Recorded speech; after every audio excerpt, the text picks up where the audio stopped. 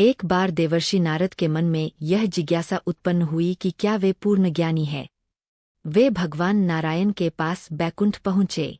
नारायण ने उनका उचित सत्कार किया, लेकिन जैसे ही नारद वहां से विदा हुए, भगवान ने उस स्थान की मिट्टी खुदवाकर उसे गंगाजल से शुद्ध करवाया।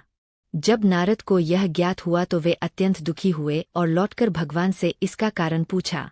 भगवान विष्णु ने शांत भाव से कहा कि नारद, तुम्हारी भक्ति श्रेष्ठ है, लेकिन तुम अभी भी निगुरा यानी बिना गुरु के हो, और गुरुहीन व्यक्ति के बैठने का स्थान अपवित्र हो जाता है। नारद जी ने तुरंत गुरु बनाने का निश्चय किया और भगवान से मार्गदर्शन मांगा। विष्णु जी ने कहा कि कल सुबह धरती पर जो भी व्यक्ति तुम्हें सबसे पहले मिले, उसे ही अपना गुरु स्वीकार कर लेना। अगले दिन नारद जी पृथ्वी पर आए तो उन्हें सबसे पहले एक मछुआरा मिला। नारद जी संकोच में पड़ गए कि एक साधारण मछुआरा उनका गुरु कैसे हो सकता है, परंतु भगवान की आज्ञा मानकर उन्होंने उसे गुरु मान लिया। कुछ समय बाद नारद के मन में फिर संदेह जागा कि एक अनपढ़ मछुआरा भला उन्हें क्या ज्ञान देगा।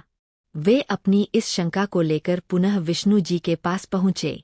भगवान विष्णु ने क्रोधित होने का नाटक किया और कहा कि तुमने अपने गुरु की योग्यता पर संदेह कर उनका अपमान किया है। इस पाप के लिए तुम्हें नरक जाना होगा।